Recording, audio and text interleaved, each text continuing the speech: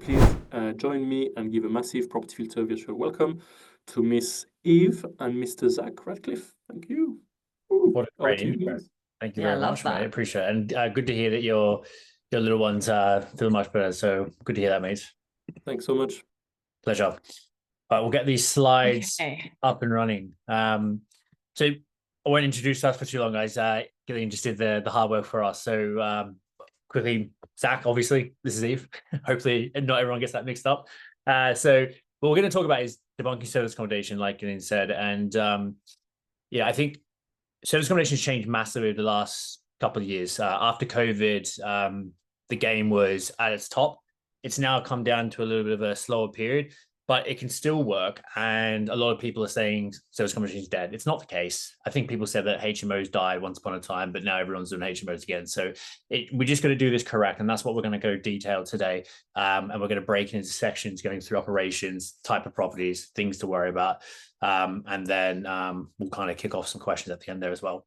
Yeah, and I think, like you said as well, it's really important to talk about what needs to be done, not what is kind of shown as the easy, dreamy version of this as a strategy on social media. And that's something we're really passionate about. And growing something as a sustainable business with systems that work and allow you to focus on what's important is what we've really focused on. And it's not just about, it's just like with any strategy, right? Like it's not just about finding a deal, it's about everything that comes after that. So we're going to kind of focus on that because it's something that we think doesn't get enough attention, in the space. So we'll give you a very brief little background just for 1 minute on us, because it's a good little story. But essentially, Zac and I met when Zac's from Australia, he's from Melbourne. We met when he was traveling around Europe. This is us in Prague.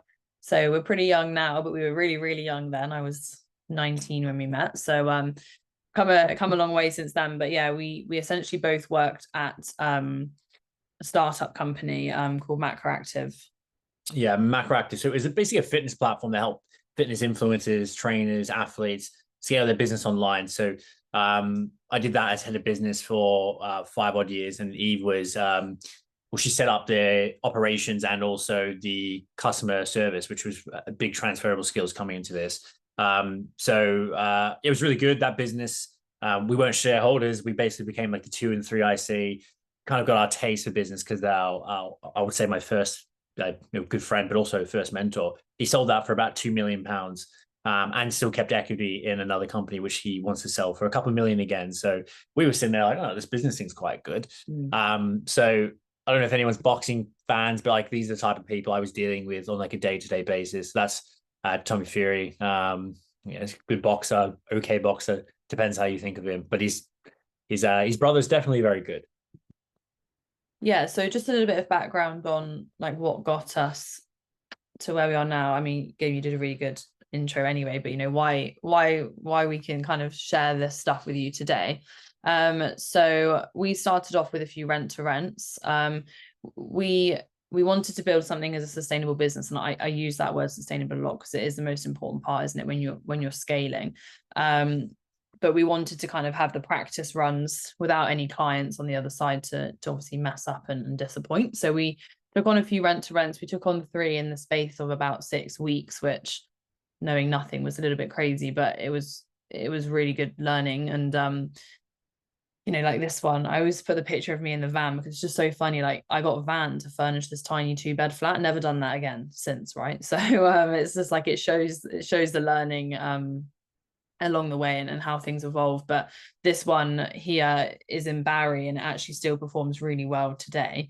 But at the time, it was really run down, and we actually refurbed it during the nights when we were still working full time. So we've been there. 4 a.m. Yeah, I did the first cleans and we had gas. So I've done it. We've been there and done it and kind of scaled along the way.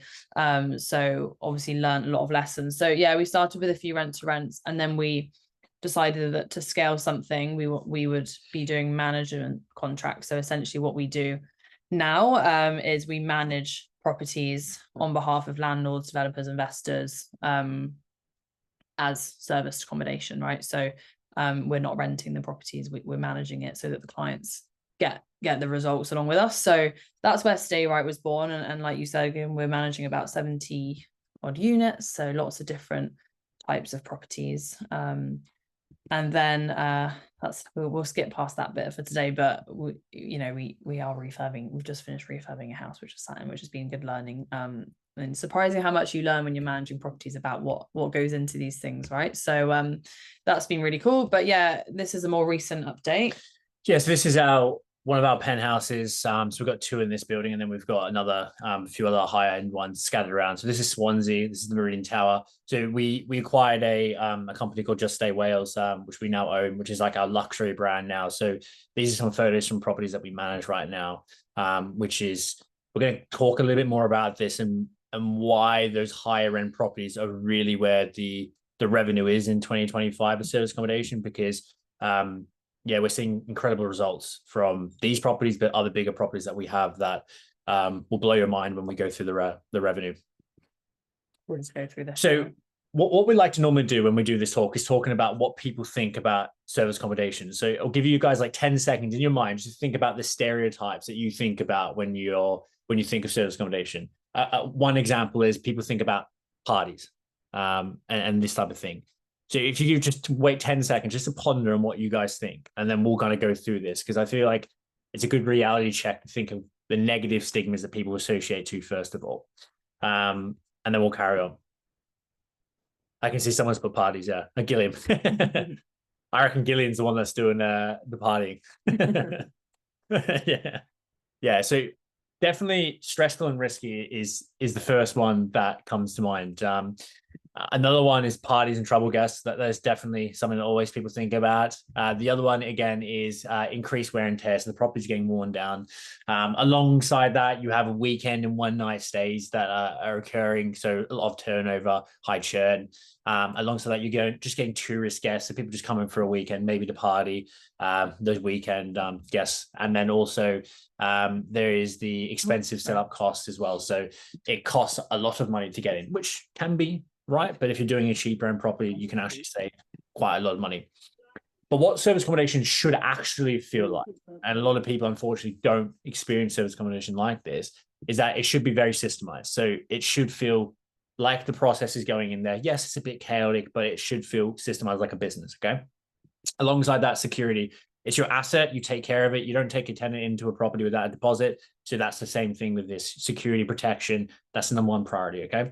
Long-term bookings. So you're getting guests to stay long-term. So just before this call, my team secured a £22,000 booking for 6 months. Everyone would want that, yeah? That's guaranteed money, and they're going to be making a £1,500 profit. So these are the bookings that are really good. And that came from a contractor, actually, staying. So they're here for 6 months. So these are actual type of properties that are really, bookings that are really good and quite common. It can be affordable. You can set it up to be affordable, and you can actually do high-end properties quite affordable, considering the returns as well. And the property is and should be kept in show home condition. Unfortunately, people don't have the systems in place to keep it like this, and that's when they start to reduce their reviews. But it should be done, when done right, the property is kept in that show home condition, which is then going to continue to increase your rates. Okay, cool. So for the rest of this, what we're going to do is split it into 2 sections. So we're going to go through some best practices first. So running it as a business, what are those things that are going to get you that second version of service accommodation, not the first one with all those horrible horror stories. So we're going to go through that. And then we're going to go in after that into kind of what's working in 2025, market updates, a few more kind of case studies with some numbers and things like that as well.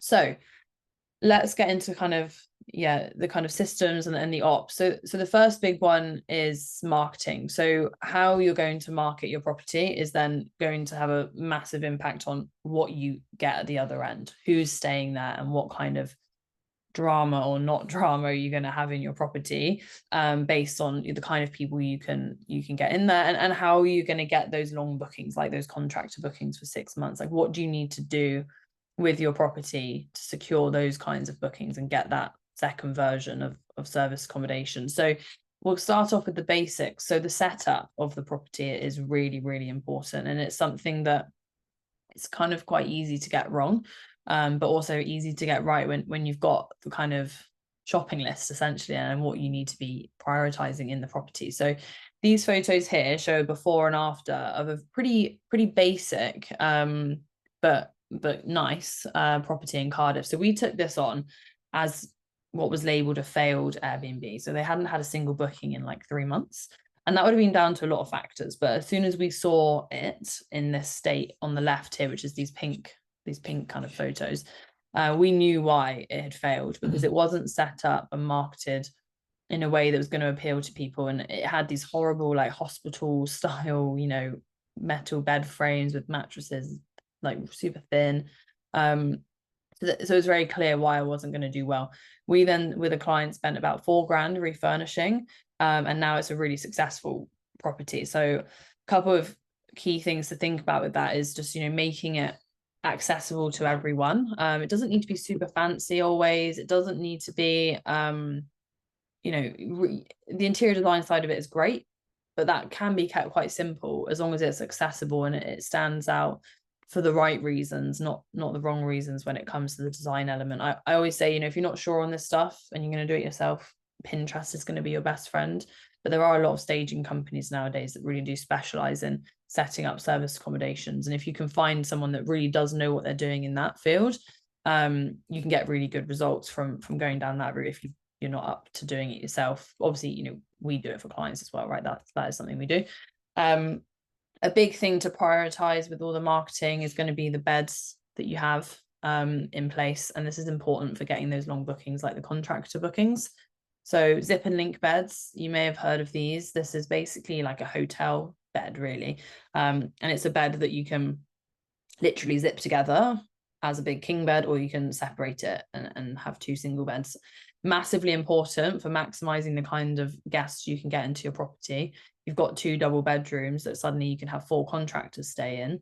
This property is 2 beds, 2 baths, so it works really well for that, right? And it's got parking. So having the zip and link beds here is essential, because suddenly we've opened ourselves up to a lot of different types of bookings. So it's really important. That 21 grand booking I just talked about, that was a 3-bed property that had a zip and link bed in there, because the client was conscious on budget. So they needed 4 people.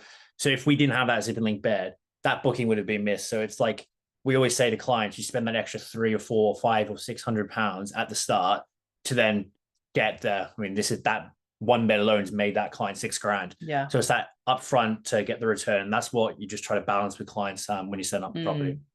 Which is literally the budget. Yeah. So it is about thinking about what to prioritize. You know, don't spend all your money on the beds. You do need to spend money on nice cushions to go on the beds. I know it sounds simple, but those things do really make a difference. And it's even things like, you know, we've had people that don't want to pay for a washing machine at the beginning. So it's like these long bookings won't stay somewhere without a washing machine, right? So investing at the beginning and putting the money in on the things that really matter and spreading your budget accordingly, it is really, really important. And can't stress this one enough. Great photography is so important. All of these things, they add up to having either a great listing or a really bad listing, which is going to have you really low on the rankings, charging really low rates and getting really rubbish guests, causing all of those problems, right?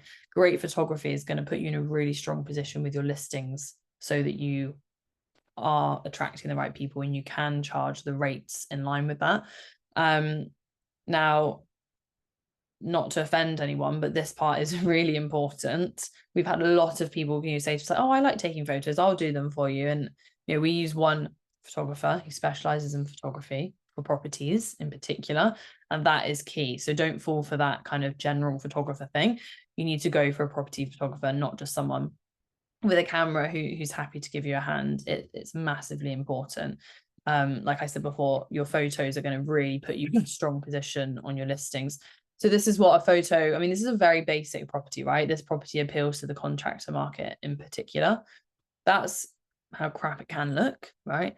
And then that's how much better it can look. And that's a very simple room, 2 single beds. We're appealing to quite a budget market in this place. But you can see the power of the right photos. If we put that photo on the left up on a listing, we'll be charging minimum rates. But that one on the right, suddenly we're in a position where it's like quite good quality looking property. So super important. And that kind of falls us into the revenue management side. So what we're looking at here, first of all, is you're looking at your nightly rates. And why we put this chart here is that it is a balancing act, okay? So If you are too cheap, you're going to constantly get booked up and you're going to struggle to make money. If you're too expensive, well, then you're going to get less bookings, and then you may make more money depending on if you can charge that premium, or you're going to price yourself out and have a low occupancy rate. So this is not a set and forget mentality. Rates are constantly changing. So for example, this morning, we have a concert that has been launched in Cardiff. My team has to quickly act and get those rates changed because the systems will not charge enough premium, okay? So in Cardiff, for example, we're getting, I think we just had £1,500 for 2 nights for an event in May because it got launched. And all our properties, just as soon as it gets announced, people start booking. We get 3 bookings in. Our team's constantly changing the rate, and we mark it up by 200%. And then we still keep getting bookings. That's how quick the market can change. But what happens is a lot of people are just going onto a Price Labs, which is a pricing software, letting the pricing do its thing, automation, and then expecting that to know and react as quickly as possible, but it can only do it to a certain level. And then what's happening is you're missing so much revenue, okay? So this is a balancing act. You have to do it right. There's softwares that can protect and look at this. But basically, the higher the bedrooms and the quality of the property, you're going to charge a premium nightly rate. And this is the sweet spot here because you have no competition. The smaller the property, the nightly rate is going to be less because you're basically fighting with competition. You now become that £1 bottle on the shop front where if you go up to £1.40, someone's just going to go, oh, it's the same thing, and grab the £1 one. And what you're then having to do is get into a pricing war. And this is where service accommodation is right now. We're in a pricing war around this market, and that's where people are struggling. That's why people are leaving. Prices have gone up, but the price hasn't changed for the nightly rate. So one thing that can really help and push this forward as well is your availability settings. So unfortunately, the market right now is going towards more shorter stays. So what does that mean for service accommodation? Well, we want to get longer bookings, but where do people book longer? Well, people want to save money. They want to be grouping people together. So contractors and professionals, 2 beds, 3 beds, that can actually host a lot more people with multiple bathrooms so they don't have to share. This is really where the longer bookings are, or maybe the 1-bedroom property. But the issue here is that, again, you're in competition. So there are ways where you can set availability to make sure that you're not always having your gaps plugged, so you don't have those breaks. And what that means is that if you have a booking 2 weeks from now, which is a 2-night booking, but someone wants to book for 2 months, unfortunately, your calendar's blocked. Your property's not going to be shown up. Now, that's fine in some regard, but what then that does is that you start to get more shorter bookings and more shorter bookings and more shorter bookings. And with those smaller properties, you really struggle. So there are real tactical ways where you can be putting that availability settings to get longer and longer the further out, which then keeps your calendars open for those bookings. It's a bit of like touch and go, and every property is different, but we're always analyzing and looking at what's best here. It's not a set and forget mentality. Like I said, we're balancing that occupancy and that nightly rate. A lot of people talk about, I have 100% occupancy. Yay. Well, if you're charging 50 quid a night, it really means nothing. If you're charging a £800 a night, but you only have 30% occupancy, you could be making 4 or 5 grand and you're happy, but you have less turnover, less churn. So this is something that is constantly being reviewed weekly. We've got a revenue manager, for example, that basically puts a report and showcases trends and is analyzing data and statistics constantly that allows us to be making adjustments, even though we pay hundreds and hundreds of pounds a month for a software to do it for us, okay? So long and high yielding bookings is where we want to be, and higher paying equals less problems.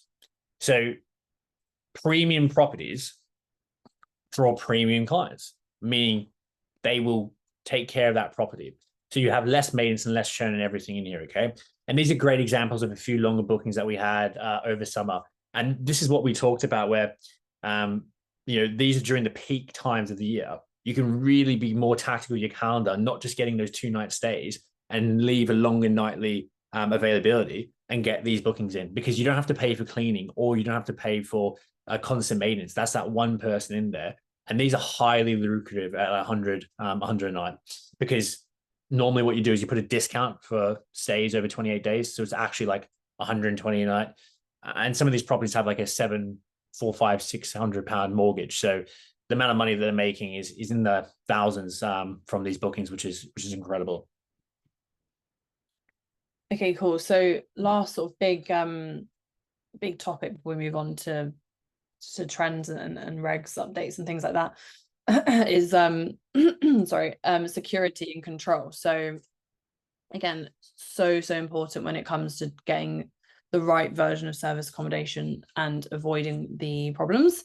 This is something that, you know, I've got a guest experience team now that is managing this whole process every day.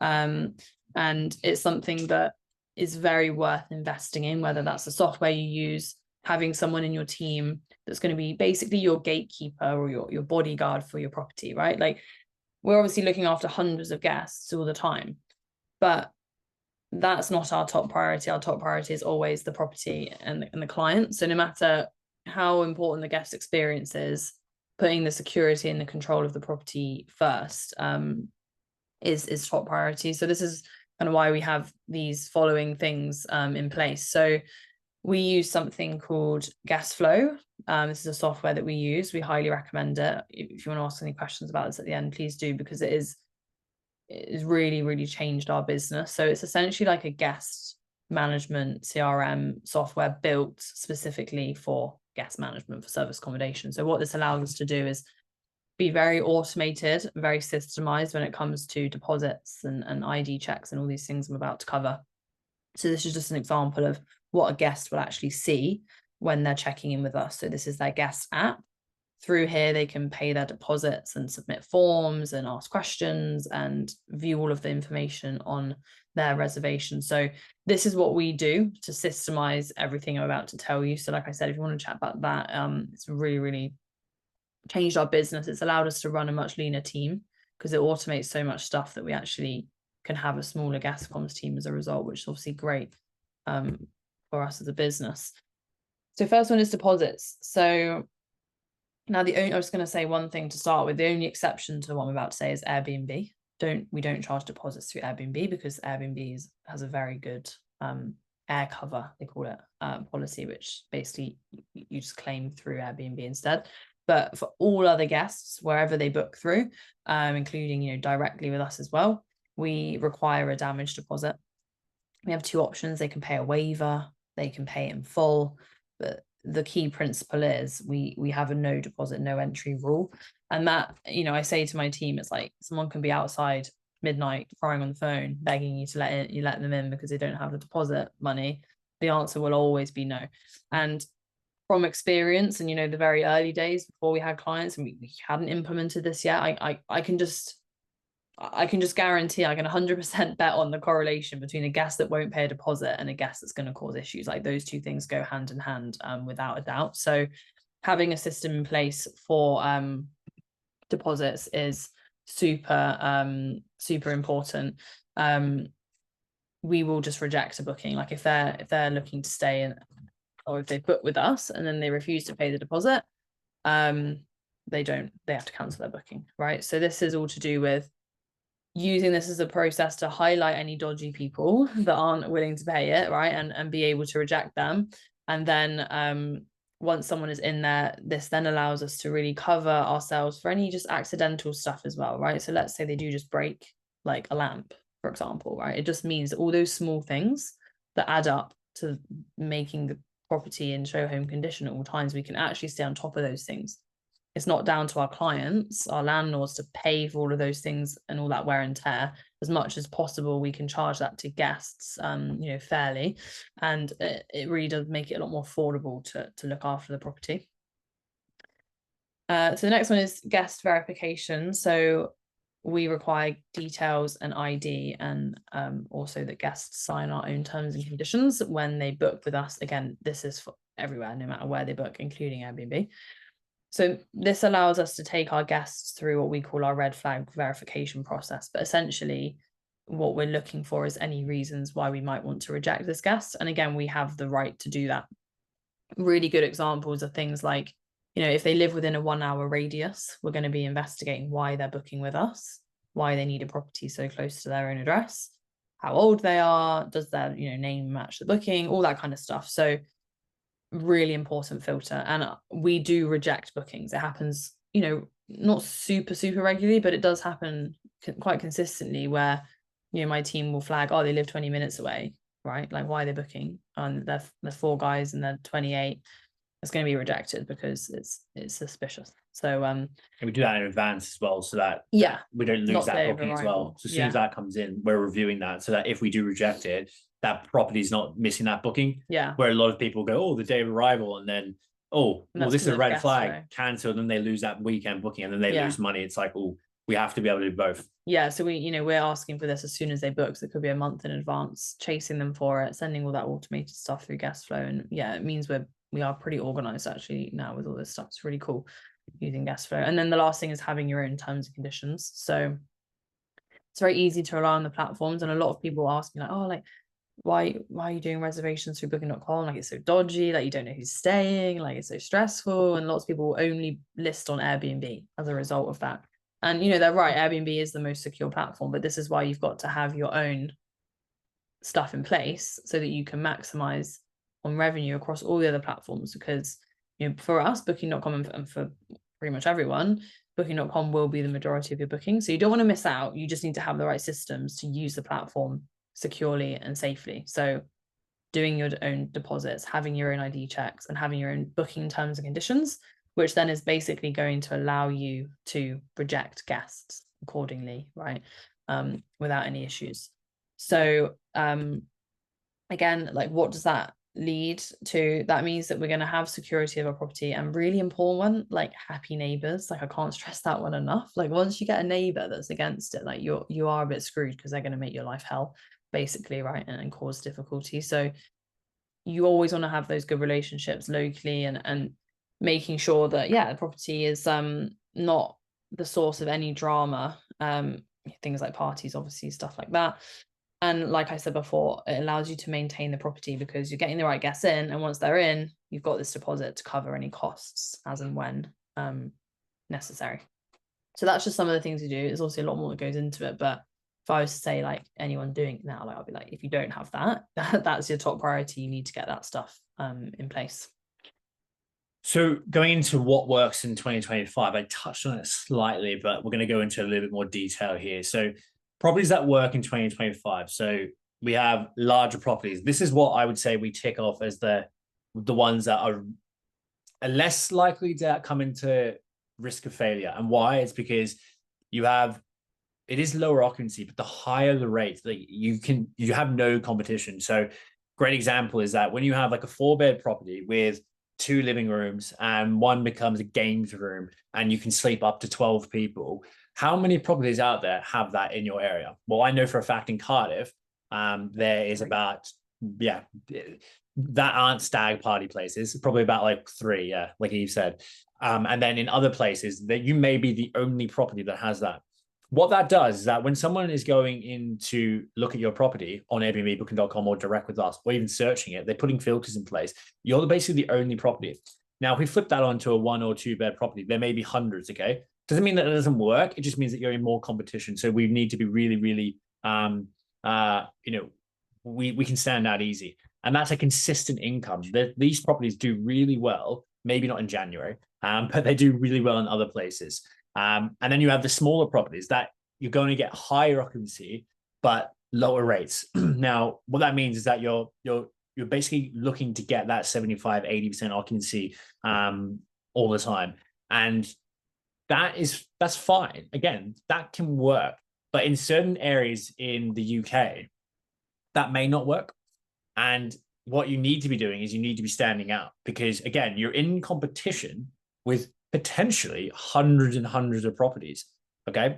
And that is only going up. And I think that will decrease in time. But for now, that's kind of the issue that a lot of people are facing. And that is why people are saying serviced accommodation doesn't work.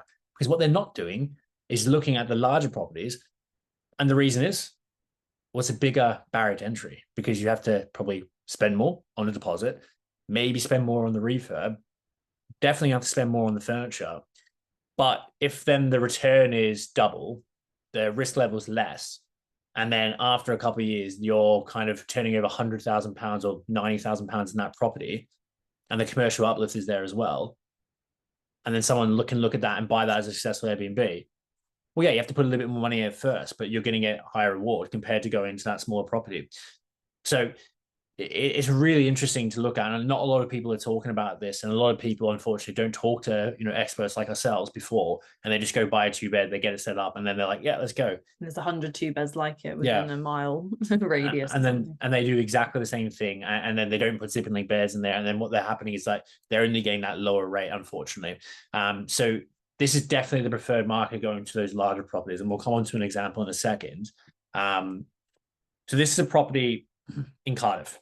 This property is probably only worth about £450,000, maybe a little bit more, now that it's been done up. This is December, which is notoriously one of the lower months. Okay, so that's grossed £7,279 in 1 month. Okay, that's 61% occupancy. Great. Okay, that's fantastic. I don't know the exact profit number, but I believe this would rent out for about £1,800 a month. Okay. After management, after their mortgage, after all their bills, even paying double council tax in Cardiff, because they have to pay like £500, criminal, but it is, they're still making like £2.5 profit. Okay. Which is incredible. And this is one of the penthouses, as an example. So this is in summer this year, 6 nights, £4,425 as a booking. We all want this. They still have 24 days to fill up and make more money. So this property will easily do over 10 grand in summer and be making a crazy amount of money.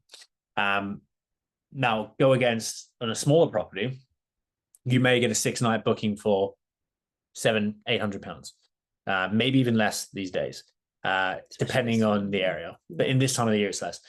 So this is where you really can make good money in 2025 in service accommodation.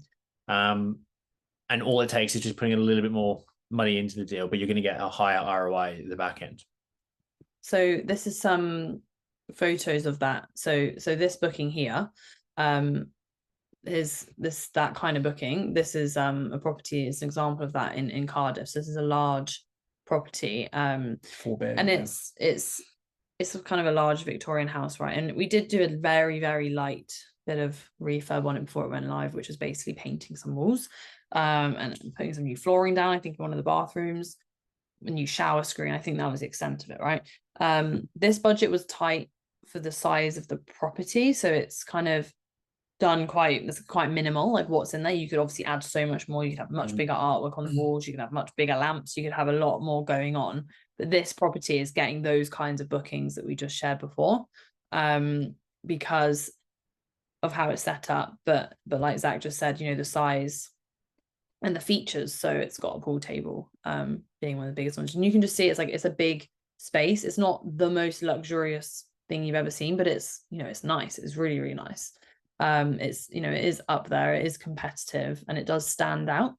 So if you're scrolling through looking for somewhere, this kind of place, it is going to stand out just to you, if you're looking to book. And yeah, it just caters to a large group, but it is important, like you kind of touched on. It doesn't mean just because it caters to a large group that means there's parties. We've got sound monitoring devices in this property. We've got a Ring doorbell. That's all linked up with my team. If the sound does go up, then we get notified, but the guest also gets notified straight away, 24 hours a day. So, we're taking the deposits, we're vetting the guests. We did have a big group that lived 10 minutes. So the booker lived about 10 minutes away, and he booked for 10 people. So, we rejected that booking here because that was an obvious sort of party. I think it was on graduation weekend in Cardiff. So yeah, you can make the most of these kinds of properties, and still do it right, and not have all those issues just because it's a larger property. It's an important point. Yeah, you get bigger groups on the weekends, then you get contractors on the weekdays. Yeah, we've had just the prices. Lots of different people stay there, haven't we? Yeah, we had direct bookings all of January. So the property basically broke even in January, which is an incredible achievement in January, by the way. You normally are banking on losing money, but it broke even because it turned over almost £6,000, which is incredible in January. And that was because we had direct bookings coming in there, which is fantastic. So going through some of this stuff, we'll go through it a little bit because this is some of the problems that landlords are facing in 2025, getting into service accommodation or just in general. And it obviously increased costs. So there's double council tax, there's all these different things coming in. It's just a lot of noise, and people are panicking. And if I'm investors, it's actually a good thing, because when there's noise, it's just like a stock market. People leave, but this is where the opportunity is. Property is not looked after. They're not knowing what they're doing, and they have no control. So obviously tenant stuff as well is being a big problem. But also sometimes they get into management agreements and they don't know what they're doing. And again, issues come from that, unfortunately. So this is a good example, again, of a different type of property. So this is not a really good investment from the investor, I'm not going to lie. They had a £1,700 mortgage because their mortgage doubled back in 2022 or 2023. And they're only going to be making £200 profit from their buy-to-let, which just 1 month of a void will wipe out basically all their money. What we were able to do is make them consistently about £1,000 profit a month with no voids, because that property is always being booked up, okay? And they have peace of mind as well, because now they're actually being able to make money. And yes, they may have a bad January where they lose a bit of money, but it's balancing up. And this is an example of a booking that we had back in 2023. So I think like 4 months after taking it on, which was a month-long booking for £6,500, which is incredible. This is a direct booking as well. That person made £4,000 profit that 1 month. So not only did they double what they would make on a buy-to-let, they were able to have security. So they could have ended the year breaking even, and still walked away with double what they would have had on a buy-to-let. So there's a lot of power in service accommodation when done right. And this is a 4-bed property as well, by the way, and cheaply done because they didn't have a big budget. Do you know what I think is crazy about that? There's only 2 people staying there. Yeah, there was only and then a kid. So they paid for this big house just because they wanted the space. They were traveling from somewhere in the Middle East. Yeah, just like come to Cardiff every year for a month. And they rebooked every year as well, which is fantastic. Yeah. I'm going to skim through this a little bit. I think you're all aware of the section, not section 21, renters' right reform. It changed. So these are big things on why people are moving to service accommodation as well, because of all these issues. Okay, I'm not going to read them all out, but it is a big kind of fear in people's minds in England. We've had it in Wales. It did cause a lot of chaos. I think that we're going to get into a battling war between the Labours of getting harsher and harsher. And then what's going to happen is that we're just going to keep getting more and more issues for landlords. And I'm a bit concerned. But yeah, this is a big problem of why people come to service accommodation. So these are the benefits you get with service accommodation. So you're going to have more control, and there's no renters' rights. So it's a guest. They have a contract signed with us, and anything that they do, you can be claiming costs against them. But we obviously charge deposits. They're trespassing if they're not supposed to be there. They really have no rights when they're in that property. Okay, as soon as they leave, they're gone. So that property is maintained and inspected frequently. You have cleaners going in every single week or every single booking changeover. So we're seeing eyes on everything. So a great example was one of the properties was leaking through the roof from that storm, and our team is in to clean it, and we got it sorted straight away. Where let's say a tenant goes away for a week, you're not going to be able to see that issue happen, and it could cause massive damage. So we're constantly fixing issues as they go and making sure that asset's taken care of. And then you have that increased cash flow when done right.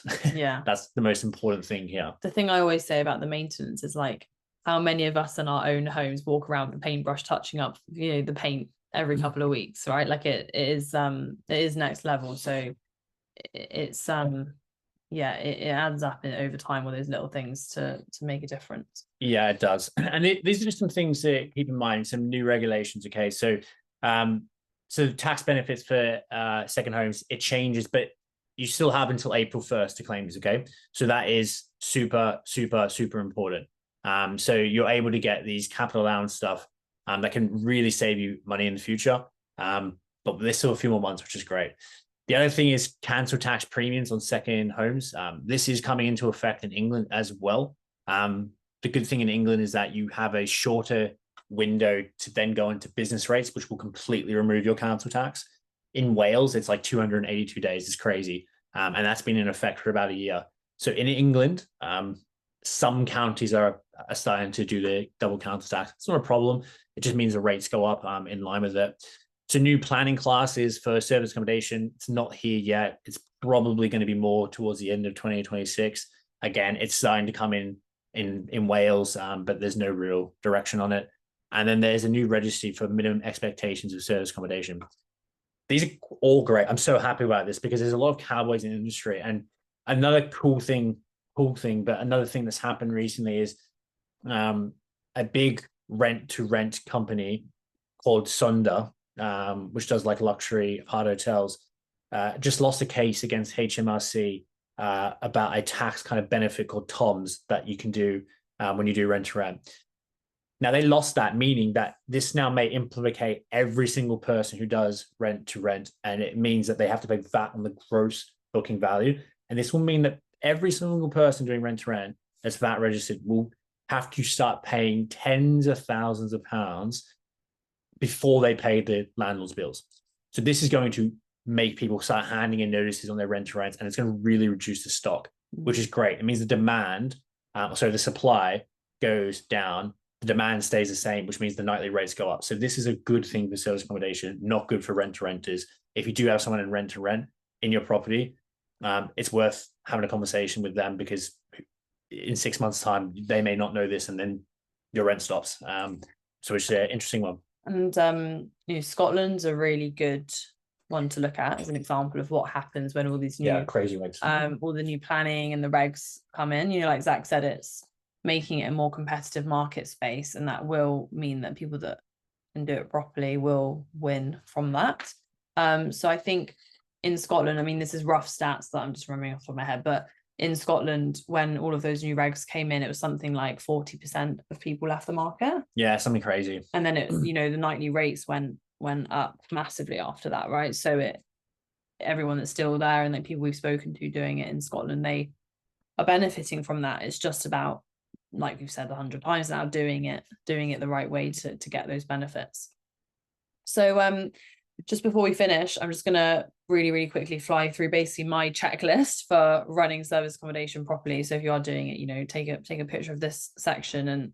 And we haven't covered all of this, but it's kind of just my like list of things to go and explore, maybe if you're not sure on, just to kind of have as my best practices. So you've got to have your direct booking strategy. Really important to remember that you can make a lot more money by taking bookings directly. So it's something to look into if you don't have that. And if someone's managing for you, you want to know that they have that strategy in place and that they're working to get direct bookings. That dynamic pricing strategy to maximize rates and occupancy, that's everything Zac talked about earlier. Not set and forget. You want to set up a software that's going to start this process for you, and then you want to do more on top of that manually to really maximize.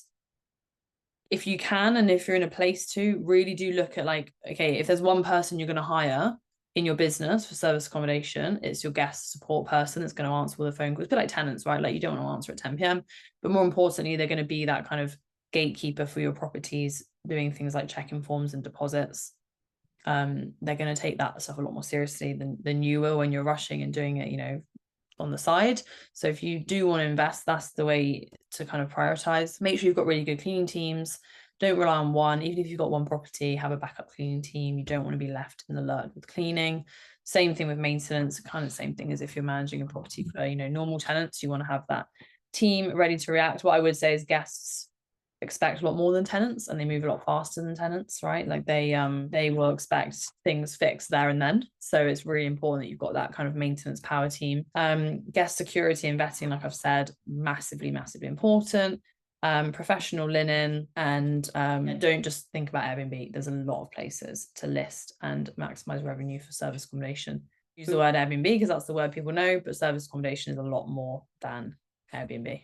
That's us, guys. That's our details there. That's our website, I think, up there as well, which goes, I think it's a QR code that goes straight to our website. And then my details just down the bottom there as well. If you want to grab them and just message me or email me just any questions, or if you have a listing that you want me to help with, or whatever, if you want us to look at managing your properties, by all means, give us a contact. Hopefully everything we went through today has been valuable, and you've learned something, and you're not worrying about it being all doom and gloom in 2025 with service accommodation. Guys, thanks so much. Thanks all for sharing today. That was really interesting and insightful. I think there's two questions that I'm going to mix back into one. So can you share a little bit about your move from rent to rent into the management, and also, can we dig a little bit more on the Tom's ruling and how did you deal with it, and why are you not happy, but why it's kind of benefits you because you've got a more professional setup? Yeah, so we started off with those 3 rent. We took on 1, and then literally a landlord that we had done a viewing with came back to us and asked to take on 2 more. So we did that quite quickly. And to be honest, like we were really beginners then. As we were starting to we did some training right at the beginning, and that's kind of was happening simultaneously. So at that point, we didn't really know the implications of things like VAT on your rent to rents. And when you go past, on average, about 3 normal kind of properties doing rent to rent, you then do have to start paying VAT, which Zac will come on to. We didn't really understand from a profit perspective what it looked like. We were like everyone else that sees stuff on social media. It's like, oh, it's amazing, like we're gonna get 20 rent to rents, it's gonna be great. And then we started doing this training, and we really learned about the reality, and tax was a big part of that, but also the reality of scaling it. So suddenly we were like, oh my gosh, do we want to be promising rent to 20, 30, 40 people? And we started to really understand what our goal was, and that was to grow a business with this, right? Create that cash flow. So suddenly we realized that rent to rent wasn't really that scalable, and it was quite stressful. The thought of you're in the winter months and suddenly you're paying this rent out, it's not that scalable.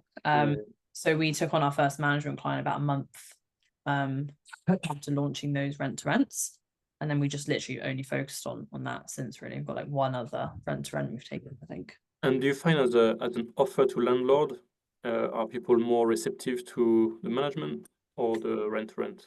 I think it's different. I mean, I think it's a completely different thing. It's a completely different thing. Like my always like pitch, as you would say, was someone would say, well, I just want to fix rent. It's like, okay, well, we can look into that, but here's the numbers that we are going to be making in your own property. So wouldn't you just prefer to be making that?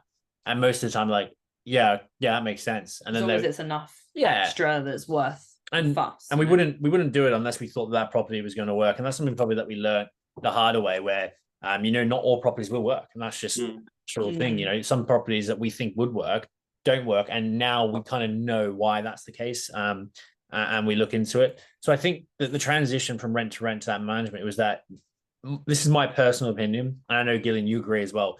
Like rent to rent is not really a business, it's a cash flowing kind of method, and it's good to get you the freedom, but as a sole business, I don't think it's something that it's not very secure. There's so much risk. And explaining this Tom's as an example, because I think someone asked a question about just asked all about it. Yeah, I was asking about like how this affects rent to rent. Well, why we stopped is we had 3 properties, and we knew if these properties all perform, and they did, we were going to hit the VAT threshold. So over 90 grand now. Back then it was 80 grand. Then you go into flat rate VAT. So you start paying VAT on 10.5% of the gross income. So a booking comes in 100 a night, you're paying VAT on that 100 a night before all costs. So it's a big hit. With management, it's different, because obviously we're managing our clients' bookings. So it's a lot more of a scalable business, and that's what we and Eve wanted. We wanted to have a team and have a business that grows without going away on holiday and having £100,000 of rent just over my head. And in a January, you could lose 25 grand. You're like, wow. So going to the Tom's example, so basically, to give a bit more of a detailed explanation without giving any financial advice or any accounting advice, because it's something that is very specific. Tom's is basically a tourist something tax scheme. And it's HMRC absolutely hate it, because it basically allows people doing rent to rent, when they're managing the maintenance and managing the operations themselves, to pay VAT 10.5% on their net profit. So after your rent, after your bills, everything. So you're basically, let's say you make £500 of profit, you're only paying VAT on that, which is like, what's that? Like 50, just over 50 quid.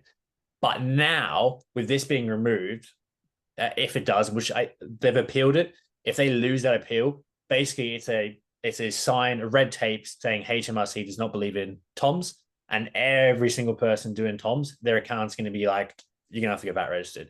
Because when we submit your tax return, if you're thinking that it's on Tom's and they go, you're not actually allowed to do that, they're going to have to pay 10.5% or even 20% if they're over 250 grand turnover, which if you have 5 properties, you're probably going to do that. Yeah. You're going to be slapped with a massive bill and people are going to go out of business. And then the rent that they were paying the landlord's going to stop and they're not going to pay it. So this is going to impact the market if this goes ahead, because there's thousands of people doing rent to rent. And you may find 30 or 40% drop off.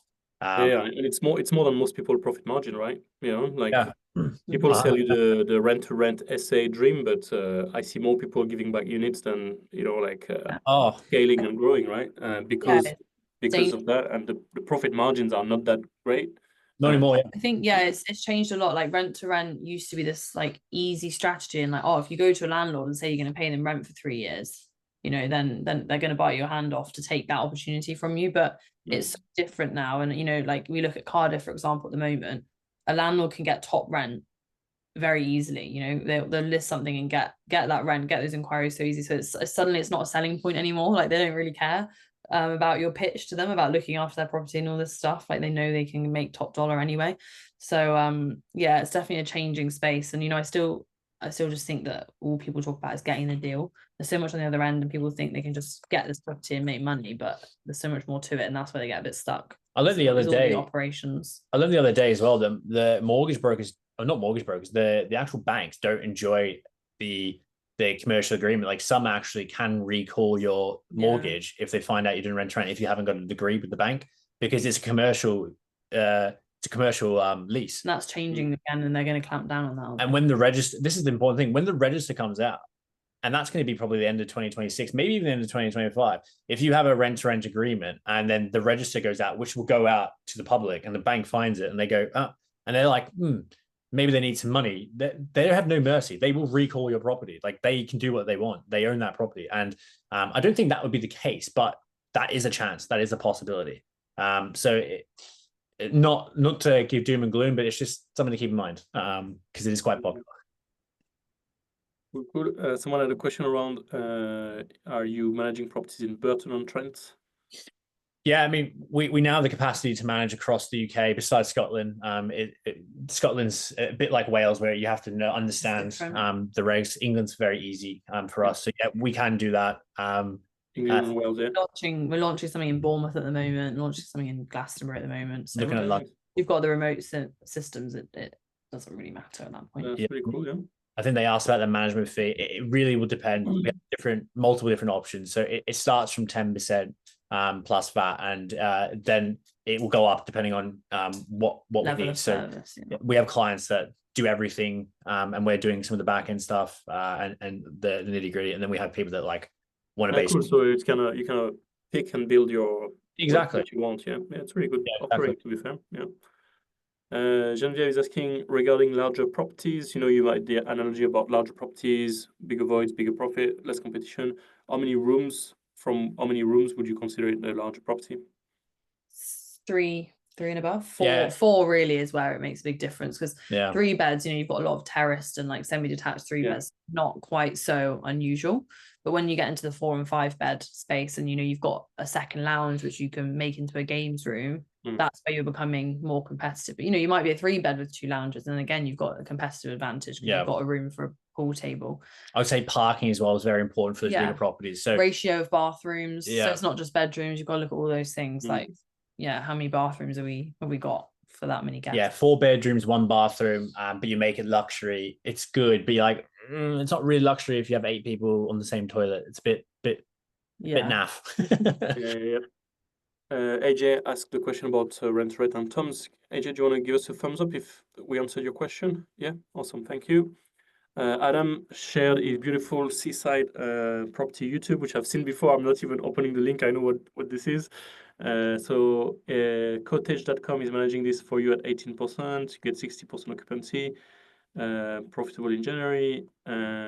You are in Islay, Iceland, and you are asking the guys fees. So I don't know.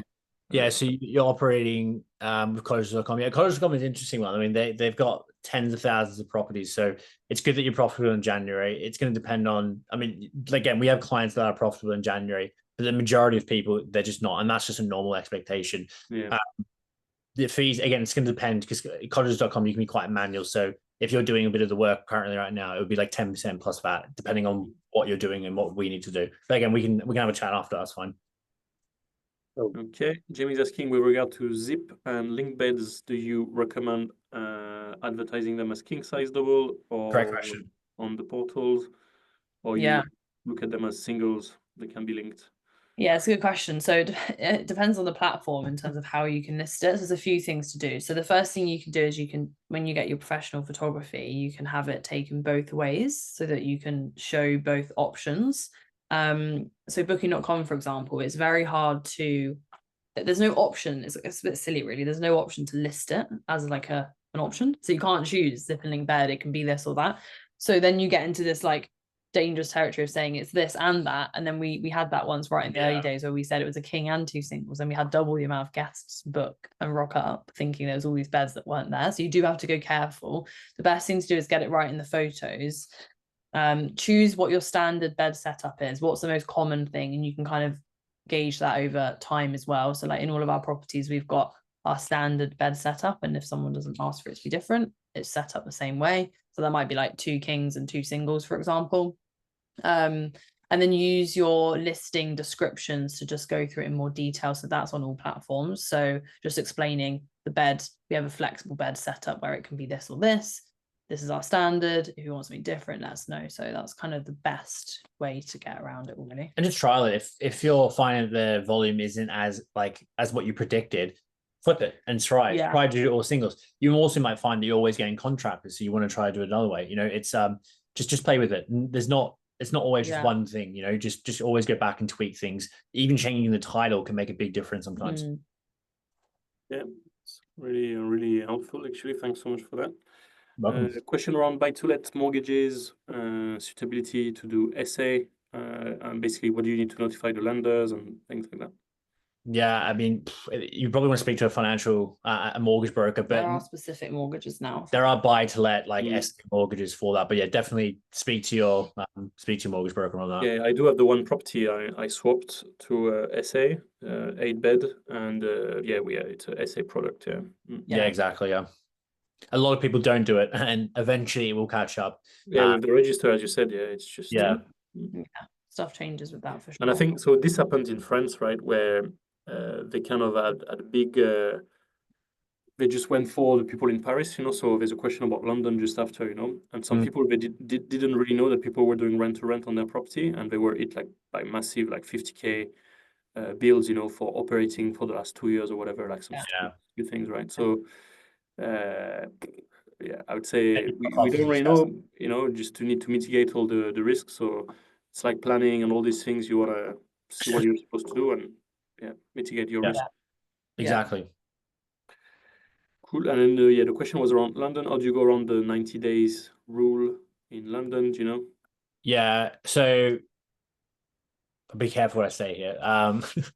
So the London 90-day rules, yes, it's in effect. It really is only enforced in like the Westminster area. That's where you will get done, and they will monitor it, and they do have people that will be looking at the listings. Technically, Airbnb should be telling the government, but they don't. Now, what they may do is like basically you have it's 90 days books basically is what they're after.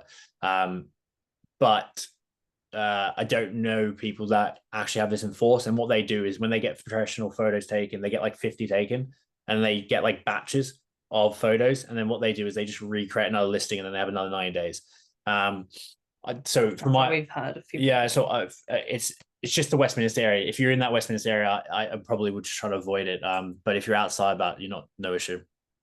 From my understanding, I've heard people going around with, so I don't know, right? None of this is advice, and I'm sure none of what you said was advice, right? But I've heard people actually finding that in London they get a lot of long direct bookings, like multi-month direct bookings, and then they kind of tailored their marketing a lot around getting these.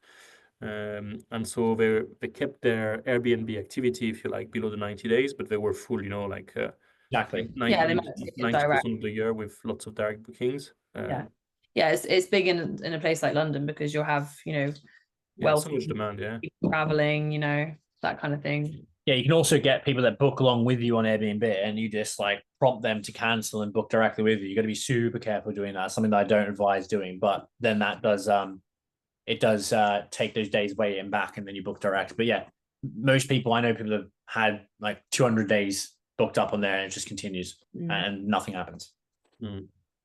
Yeah, direct booking. I mean, the fees of Airbnbs, we never talk about it, but it's huge, right? So yeah, it's about Yeah. 18%. It's one of those things. It's the same with booking.com. It's like you can't go without it, right? Like you can't outcompete booking.com. Like it's just physically impossible. You can never, no matter how much you could spend £1 million on marketing, you still wouldn't beat them at getting results. So you've got to do it. But you know, if you can work on the direct bookings alongside it, it does make a difference. And even the bigger properties, like when you have a higher tier, like going, because basically there's 3 different tiers of properties.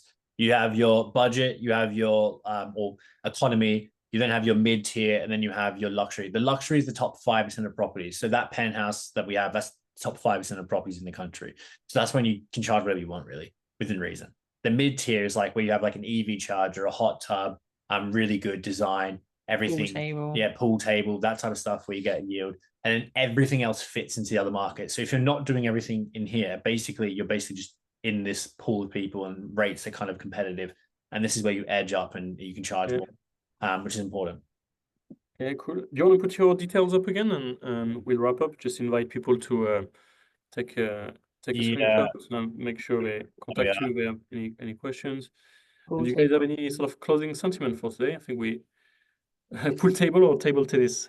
I think pool table, because you're less likely to have flying balls. Would you say pool table or what? Or table tennis. But table tennis balls aren't particularly aggressive, so either one. Maybe the one that flips up and down. So you get we've got someone buying a table at the moment, and it's like a triangle shaped, and then you can like turn it and have like the 3 different things on the different sides. That sounds fancy, fragile. Yeah, I know. And it's just it's the things around it as well. Like you get the pool table, but think of like groups of people that are there, like have the pool sticks like up. Like think of what you would want to do when you go book a place. Like you see a pool table, you're like, oh yeah, pool, we're gonna play pool together. So you could have like speakers or don't make it too party. Yeah, but you could have like a TV in there. So think of like a group of like friends or guys like watching the rugby. Like this is the type of like environment you're creating there. You're not encouraging partying, but like it's kind of got this really cool atmosphere that people will just book directly for that. Yeah, and I guess closing sentiment, going back to that, just like if you anyone needs anything, just let us know. Like we're happy to help. You can tell we like talking about this stuff, so if you've got any questions at any point, then just reach out. And like Zac said, there's so much good in it, and it's one of those industries that does end up getting a bit of stigma, like rightly so, because there's a lot of people that aren't following all these things. So just keeping it simple and systemized, and you can get good results from it. Guys, thank you so much. Really appreciate you taking the time to come and speak with us. So thank you. Thank you. I really appreciate it. Thanks for having us. Most welcome. And thank you everyone for joining us today, and for all of you guys watching the recording as well. I hope you enjoyed today's Deal Finder Corner like I did, and I look forward to seeing you not next week, but the one after. Skipping one because I got some events. In the meantime, do visit propertyfilter.co.uk, log on to your Property Filter account, have an endless supply of deals, join the top 1%, and become an iAchiever Deal Finder. I hope you enjoyed today's Deal Finder Corner, and I look forward to seeing you next week. Thanks so much. See you guys.